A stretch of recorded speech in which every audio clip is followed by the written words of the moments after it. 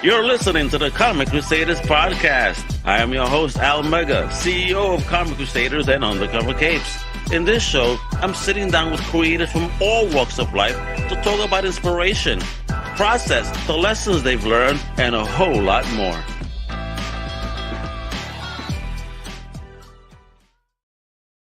Well, power mi gente, it's your boy Al Mega. Welcome to a brand new Comic Crusaders podcast. And today, we talking to a creative force, baby, a writer, an illustrator.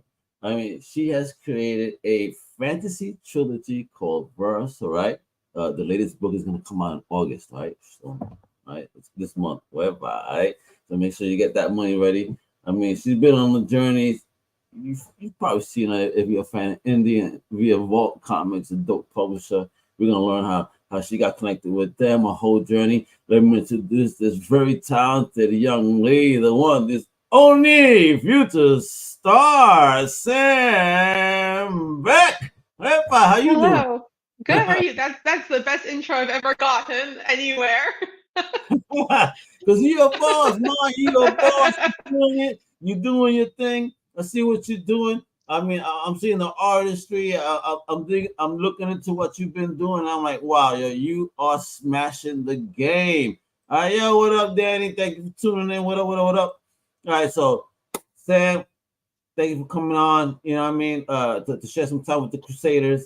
And on this show, we need to know your origin story. So let's reel it back just a tad. Sure. You know what I mean? You're a young lady. Where are you from, OG? And what was the first thing in fandom that you ever fell in love with? Yeah, so I'm from Canada. I live right now in Toronto. And kind of the first thing that really got me into comics and art in general was first of all the Gundam Wing anime that used to air on TV here, dubbed, and also the Trigun manga series was kind of like the first thing that really got me into comics. You can see of my head somewhere there. I have like the entire Tri collection still, so they've been with me for like the past 20 years, basically. I love it. You're a collector. Listen, I've had my Spawn comics for all the years I've been collecting it. So yes, imagine moving with those now at 300 plus issues. not like boxes, my people. Yeah, not like boxes. I dig it. So, did you have a tribe in your geekdom and in your fandom when you were growing up, or were you kind of the lone wolf? Yeah, I think growing up, like I will date myself. I'm 34 years old right now, but like growing up was like kind of the beginning of like these online forums and spaces like that, and I kind of really found my people in these forums where we would share our art, very like low res, little like 300 by 300 pixel art things. Um, share our original characters that we were creating, all their backstories, and like that was really what got me into like wanting to tell stories, was creating these kind of one-off little characters with a group of online friends that lived all across the world, and sharing stories with them and kind of interacting in this like collaborative way, back like the early 2000s. See, I dig that. It's funny how we grew up, because I'm 49, right? So I had no internet, so connection has to be in person. So it's always funny, so curious is how this newer generation kind of really connects via online and whatnot, and and build these amazing relationships. Because I've spoken to so many creators that have just like they produce dope material, and like they've never met in person in their lives. Like, yo, this is crazy. This new world is insane to me. Back in the day, we were really hustling. You know what I mean? Like, we were wild. So I dig that. All right, so it's wonderful. You have this community. You're doing your thing. Were you always artistic, creative, or is this something that kind of, as you were in these communities, that led you to that?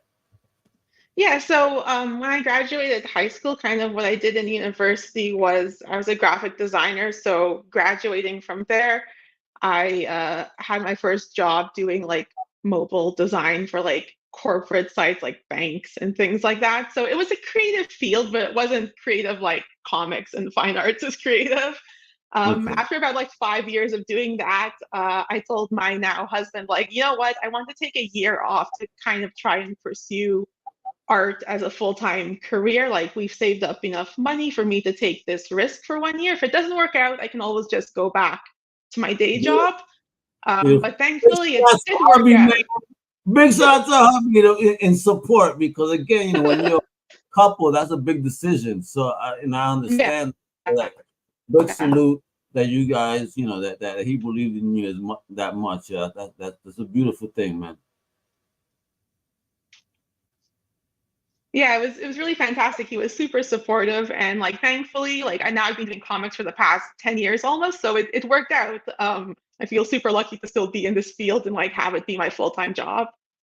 Woo! 10 years in the game, man. Congrats. That's Yeah. amazing. Look at you. You a vet. Look at you.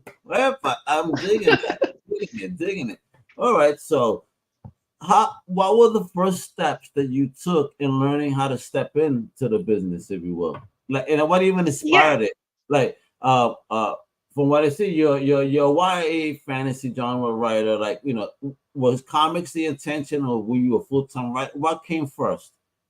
Yeah, so I mean, when I left my day job, like the first thing I was doing was really just like illustration gigs and stuff like that. And on the side, I was working on what would become first, as well as like short comics. Mostly because what I, previously talked about, like I grew up in a community where like storytelling was just a part of how we interacted as friends. And it just kind of made sense to bridge that into comics. Like I wasn't going to get into like animation. I didn't have the knowledge or background to do that. Comics is really, I think, accessible to a lot of people. Like you just need some paper and a pen to get started with it. So yeah, that's what I did. I kind of just took on small jobs, and what kind of got me into comics as like a career and like a paying gig was there's a some writers in Toronto, Mike Heron and Andrea Fort, and they came to me with a pitch for a comic called Songs for the Dead, which was then sold to Vault Comics. So they were the first publishers I worked with. So we worked on this fantasy comic together. And yeah, it was a really good experience. But how did you feel? What's the story behind that whole program? Where did they approach you? How did you feel being approached for this project, and also to be picked up by, because Vogue Comics got some really dope, Mhm. comics. So how did you feel? Yes. Yeah, so I mean it's so funny. Like I tell the story where it's like I think you always need to have your work out there, even if it's in places that seem dead or like no one visits anymore. So my work was on DeviantArt, which like is still used, but it's not really the go-to place for like social media anymore. But my stuff was still there for like the past, decade. And that's where they found my work originally. I'm like, oh, Yes. okay, I'm happy I kept it up there. That's So yeah, they just kind of liked my style. I had no, like, absolutely no comic experience at that point. So okay. they took a really big risk on me, but it paid off. So, all right, wait a minute. So, no comic experience. You get offered this dope project. Yeah, As they say, you gotta just say yeah and then figure it out. I mean, what steps did you take to figure exactly. out? I'm interested Yeah, now. I Like, mean, like at that point, like I was working on some like personal comic stuff. Like I was producing little zines and things because I wanted to go to conventions with them. But like I was still really learning at that point. Like I'd you were never put a new. pitch together, like never worked with like writers on a collaboration. So it was good that they were in Toronto. So I actually got to meet them in person and see them Nice. face to face, which I think was really important in that relationship. But yeah, it was just like a lot of learning on the job, really getting into like I had read manga growing up, but not a lot of Western comics. So Okay. like getting recommendations from these writers from like my friend group just on like things to start reading and like learning from the stuff around me. All right.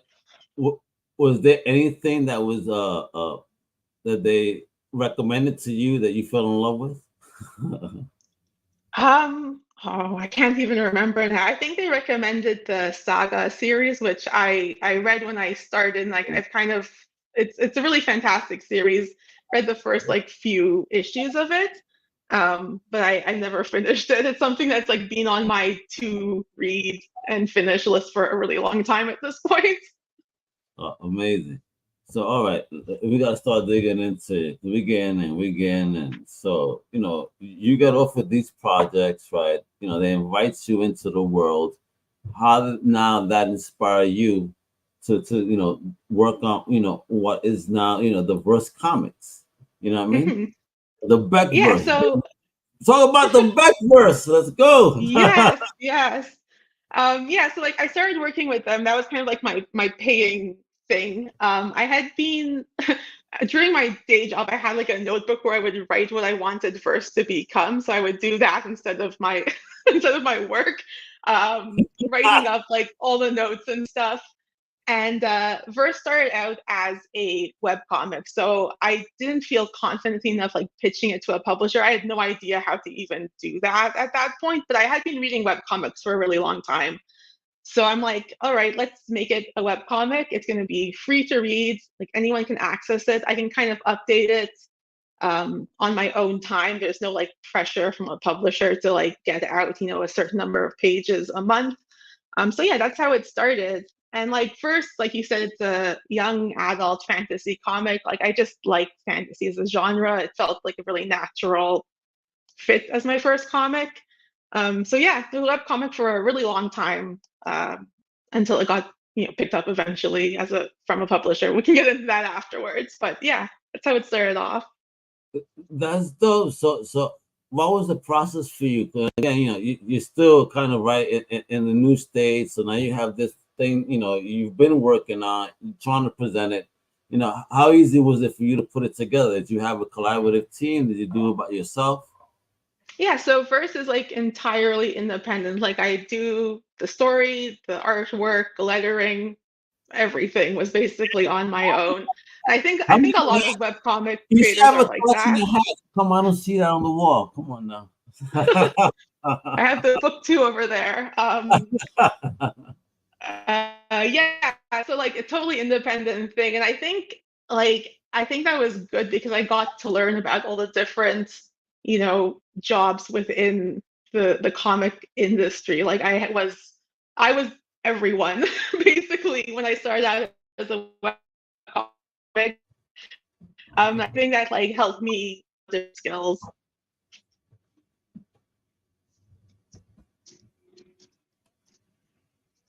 Okay. You with me? Yeah, yeah. Okay, great. Just want to make sure we pause for a moment. And I'm also staring at traffic behind you. Where are you? I see so much traffic. It stresses me. Oh, I'm I'm on the fifth floor. My it's like the main street in Toronto. The lake is like south of me going that way. Oh, look at folks. See, Toronto has traffic too. You see, it's not just out here. Yes. Right. I think, all right. So, all right. So, damn, that's a lot of work. How did you handle that time? How did you split the time? How did you know how to split the time? Did you have any help? Did you lean on anyone to kind of help you? In the process. At least Yeah, creative. so I think like all the work was done, on my own time, kind of in between the freelance jobs I was getting for illustration and other stuff. But what really helped was I joined a small studio here in Toronto with like five other creatives who it wasn't like we weren't working together, but we were all working on our own projects, but in the same space. So I really got to, make a bunch of new friends in this industry.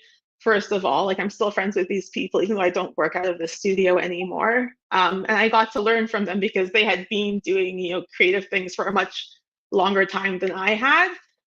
So it was really a fantastic experience. And I think it was a good decision to kind of, you know, make the monetary investment into like getting a desk at a studio space to like meet these people and, get, real help and feedback from them in person. Yeah, absolutely. It's creative Yeah. energy. To be around creative energy, Mhm. inspire one another, push one another. I mean, yeah, that's definitely a worthy investment. You know, the energy in and of itself. You don't need a Red Bull. You know, let's get life energy, and that really works even better. You know what I mean? Yeah, for sure. And I want to bring your website. I mean, I've been showing off diversecomics.com. I mean, folks, I mean, look at that beautiful art. Look at these characters. It is time. It is time. Girl, Sam, talk to me. What is verse? I mean, Yeah. what is this world? Like, what are we talking about? Who are these wonderful looking characters I'm looking at right now? Yeah, so let me give you the little elevator pitch here. So in book one, we're kind of introduced to the world of verse, and verse is set in a world where magic is feared, but only these monsters called the Vel know how to use it. That's what Fife, one of our main characters, thinks at least until he discovers this young girl named Nithya who has, mysterious powers and kind of turns everything that he ever believed in like right onto its head. So they go off on a journey together to find out more about who Nithya is. Because she has these powers, she has, horns and these like features that make her look a bit like these monsters. But she's not a monster. She's just a girl who doesn't quite understand what she's doing in this world. So they set off together. They meet a whole cast of characters who help them kind of learn more about who she is and discover this world together. I am And dig. Oh my god. yeah, the best thing is the website that you're showing so lovely on the side is for a really long time, verse wasn't available to read online. Like it started off as a web comic, it went offline when it first got picked up by Vault to be published in a print edition. But I Yes. always had the intention of having it online. So right now you can go to the website and read all of book one for free. You can read all of book two. It's being updated currently. And then you can pre-order book three, which comes out, unfortunately, not in August because publishers are always pushing around the dates. It comes out in October, but it still comes out this year. Yeah, Ah, that's all I right. You know, know I what? know. You know what? More time to assure that our listeners, our watchers here, put that on their pull list and make sure they're getting it, and they still can get access to one and two. You know, don't be us guys. That come on, guys. Skip a coffee for a day. That's all it costs, Yeah, right? you can you can read them online. You can see if you like them, but they are obviously available in print. They look really great in print. Yeah, so definitely check it out, pick them How up, all of happy that stuff. were you to see this in print, especially since it started as a web comic? I was so happy. Like when I started off as a webcomic, my intention was like I always wanted to see it in print. Like my background as a graphic designer, like I really like the medium of print. I like designing things to be held in your hand. So despite it being a webcomic first, like in my mind, it was always going to be a print comic. It's not kind of formatted in any special way where it would make it difficult to print either. It's formatted in pages very traditionally. So what happened actually was once book one was done, I kickstarted book one. So there's a version out there with an entirely different cover that was entirely funded through Kickstarter. Hey, And I went to a bunch of conventions in 2019 to promote the printing of book one. And at one of those conventions, that's where I met my editor Rebecca Taylor, who really liked me and liked the book and decided to pitch it to Vault to be picked up and distributed by them. So that was really amazing. yeah, that is fire. Look at you, a boss. So, how was your experience with Kickstarter? Did you know what you were doing when you jumped in, and why did you choose Kickstarter as the platform to fund? I never know what I'm doing. I just kind of get advice from my friends. Some of them have run Kickstarters before, so I'm like, okay, I'll go with that as a platform. They really helped me out, kind of set up things and get advice on like printing costs and shipping costs and all these things because I had zero idea. Like I wasn't shipping out things before then. So big shout Yeah. out to my friends at the studio who really helped me figure out that process. It went relatively smoothly. It funded, which was fantastic. Like it had been running as a webcomic for 2 years at that point. So there was like a reader base that wanted to see it in print. So yeah, it was, thankfully everything worked out. It was made. Uh, I That's don't think good. I would want to do it again. It's really difficult. So I admire people who like continuously do Kickstarters. Dig it. I dig it. But yeah, that's one of the complaints I hear from most first-time Kickstarter folks is like they mess up on the shipping. So Yeah. it's great that you pointed that out. So like, what do you think was the best tip that they gave you in regard to the shipping? Well, so I mean, I messed up in the fact where I broke even basically on this book Oh, you because I did. think I priced my shipping, you know, at the time it made sense to price it that way, but when I actually shipped it out, it ended up being a bit more than I had calculated. So I still broke even. I didn't really make any money Okay. like through Kickstarter. So yeah, my advice is like price things higher than you think they're going to be because the costs are always changing. People are like going and supporting you because they want to support you, not because they're trying to get the best bargain on Kickstarter, right? Yeah, So absolutely. price things appropriately and with a bit of a margin. Just a tad, folks. Just a tad. You know. Yeah, just a Just bit. on that You want little to, tad. it's good to just get your stuff out there, but it's nice to see a bit of money in the bank also. Yeah, of course. Wouldn't it be nice to support our creators while they love making this? You know, don't allow them to break even. Let them break through. Woo! That's what we Yeah. talking about. You know, I dig it. So right now we see that there are three books. You know what I mean? There's another one dropping in October. I mean, is this a trilogy, a quadrilogy, a quintology? Where are we going? So it's a trilogy. The third book is going to be the final book. The story, wraps up there. I've been working on this comic for a really long time. Like I started it in 2016, 2017. Oh So wow. it's been a really long process to get to this final book. So, on one hand, I'm like sad to say goodbye to these characters that I've spent so much time with. So on the other hand, I'm like very ready to close the doors on this book and like go on to something new.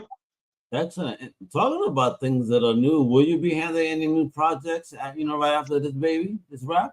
Yeah, well, I mean, the best thing is today actually a book is coming out called Loving Ohio. I'm not the writer on it. The writer is Matthew Ehrman, but the artwork is by me, and it's out today Oh, from Dark Horse. It's a really cool comic. I'm really proud wait a of Let what me we. see that. Let me see that spine too. Hey, look at that. She girthy, huh? Look at Yeah, that. Look at yeah, that cover. That's you too on that cover. yep, yeah. Yeah. All the Good. artwork and lettering is me, and then Matthew Ehrman's the writer. Um, it's a really good book. It's 216 pages. It's about a fictional town in Ohio called Loving. There is a cult that is murdering teenagers, and the story really focuses on this group of friends who want to understand why this is happening, and what this like involvement with this cult is all about. It's full of teen angst, full of like some gory, weird stuff. I'm really proud of the artwork in this book. So how did this all come about? That opportunity? Like what? Yeah, so I had worked with Matthew Ehrman on an anthology book called Everything is Going Wrong. It was put together by this person called Mark Bouchard, and we kind of worked on like a 6-page comic many years ago. And we enjoyed working with each other. So we worked on like a few different pitches, but Loving Ohio is the one that stuck and got picked up by Dark Horse.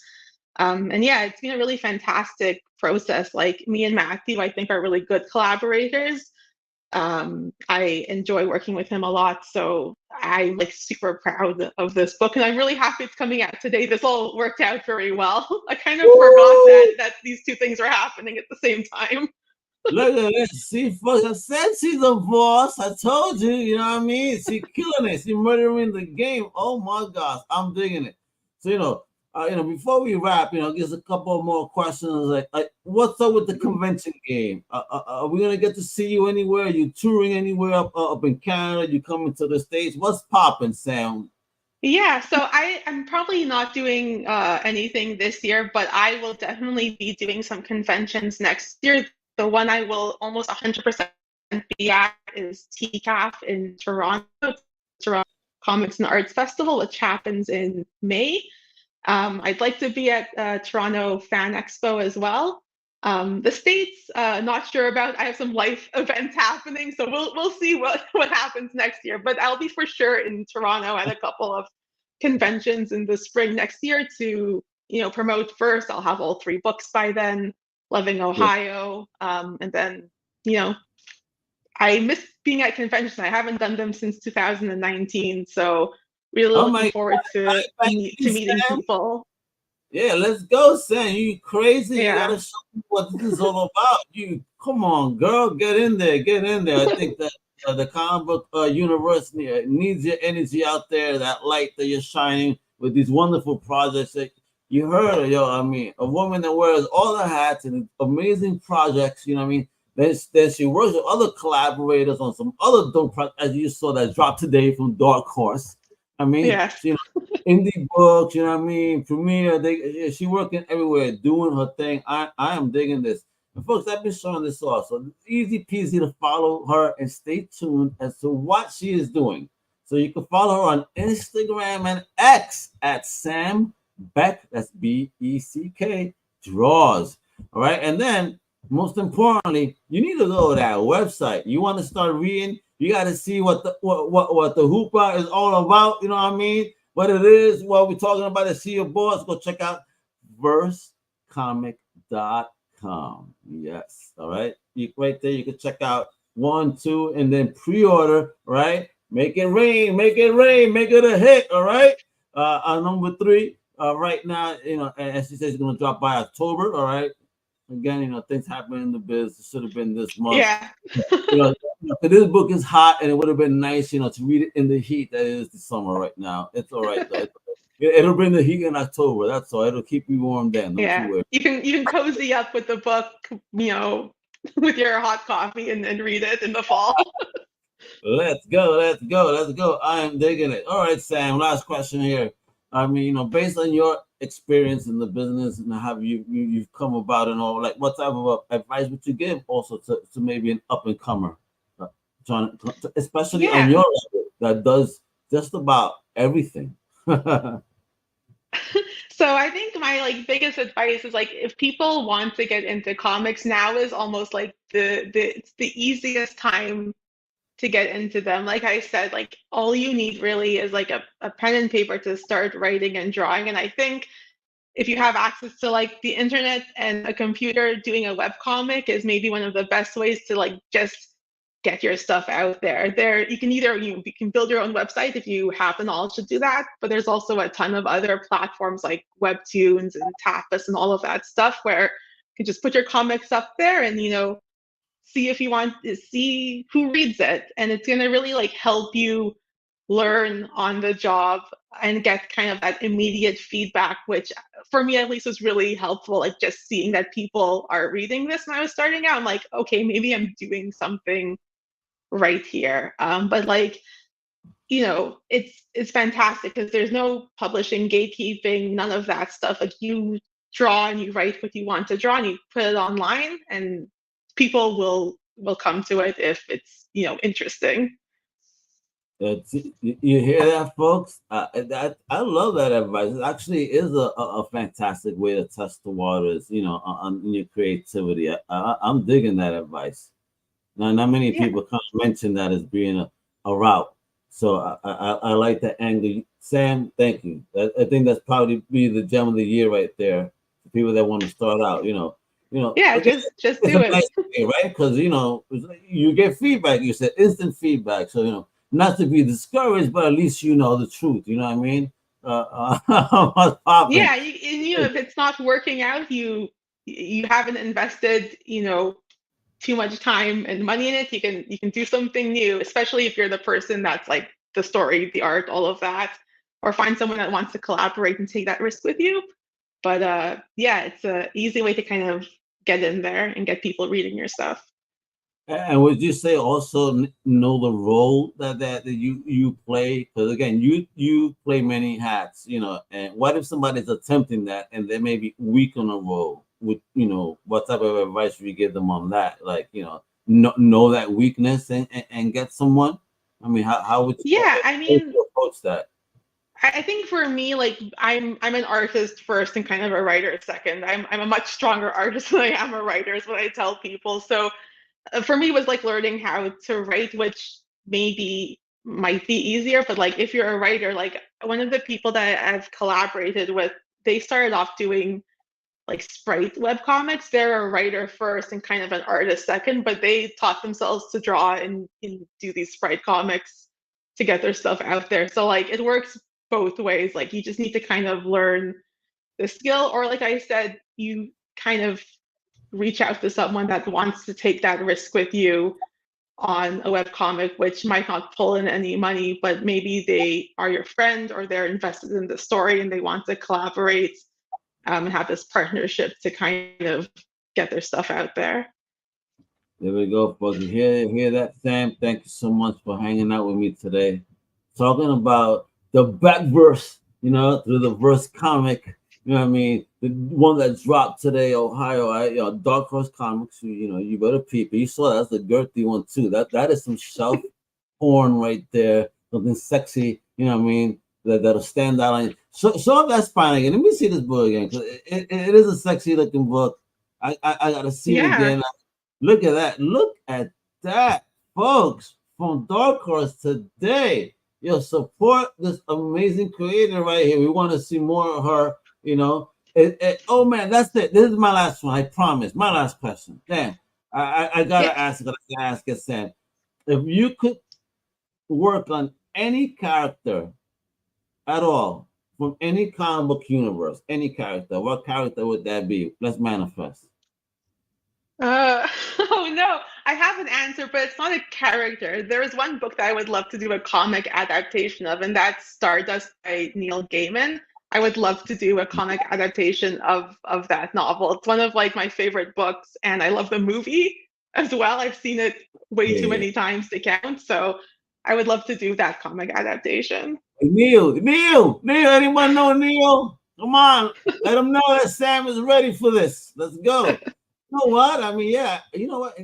Yeah, I think Dark Horse would actually be interested in a project like that too. Let's go. You already got your foot in the door, girl. Let's go. I'm here. Great, Sam. Thank you again, everybody. Listen, I've been showing it on screen. Like I said, follow Instagram at Sam Beck Draws. Go to the website, versecomic.com. I made it easy also in the show notes below. So just click away. Show the love from amazing creators. Thank you again, Sam. You know what it is, man. To follow everything Comic Crusaders, go visit comiccrusaders.com, because every day we putting up new stuff. Check out our feed if you want to see some dope art too. With that, hasta la próxima, mi gente. Much love. Wepa! Thank you for listening to the Comic Crusaders podcast. If you like the content, please subscribe and turn on notifications. Also, please visit comiccrusaders.com and our extended podcast family over at Undercover. And also make sure to download the Comic Crusaders app on the Google Play Store today.